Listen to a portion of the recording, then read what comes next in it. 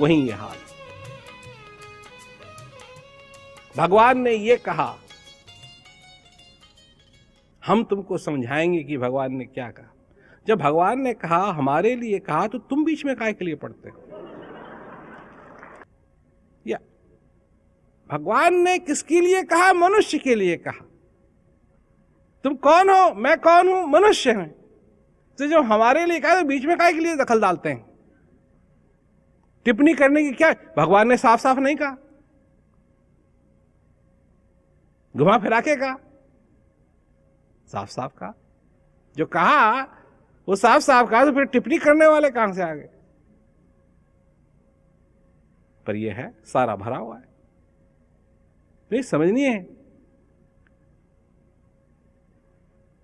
भक्त होना इसका मतलब अंधा होना है। भक्त कभी अंधा नहीं होता है।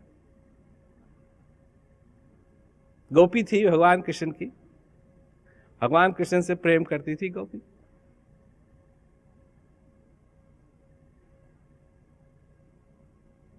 भगवान कृष्ण से प्रेम करती थी या भगवान कृष्ण के रूप से प्रेम करती थी? बहुत ही सीरियस क्वेश्चन पूछ लिया मैंने। भगवान कृष्ण से प्रेम करती थी या भगवान कृष्ण के रूप से प्रेम करती थी?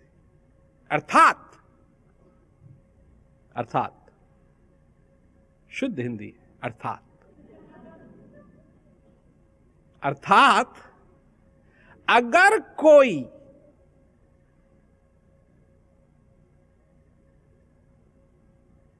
भगवान कृष्ण जैसा मुकुट पहन ले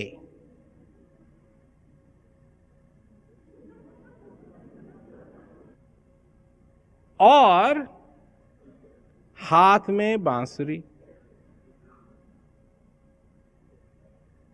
भगवान कृष्ण जैसे कपड़े, भगवान कृष्ण जैसा कद,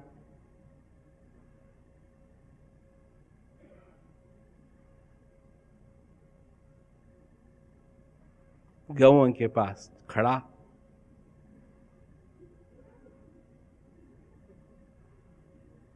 तो गोपियां भाग जाती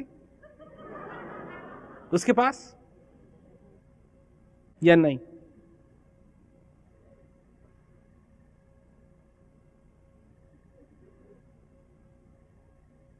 हमने पूछा है, प्रश्न बताओ। क्योंकि अगर सिर्फ रूप से प्रेम है तो रूप तो वैसा ही है।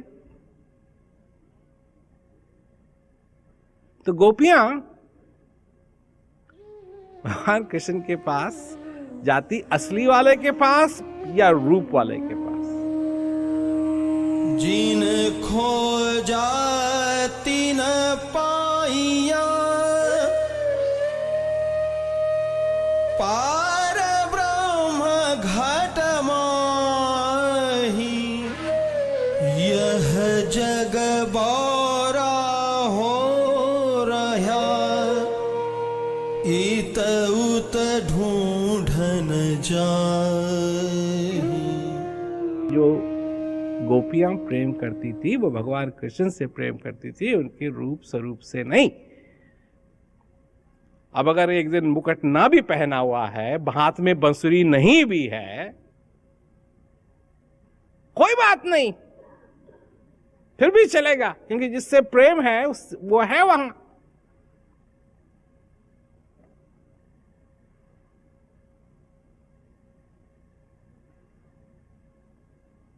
और आज देख लो, आज की गोपियों को किससे प्रेम है?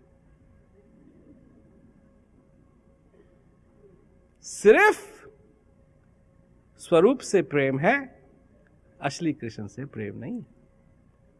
हमने देखा है जब हनुमान आते हैं रामलीला में प्रणाम करते हैं, राम आते हैं प्रणाम करते हैं।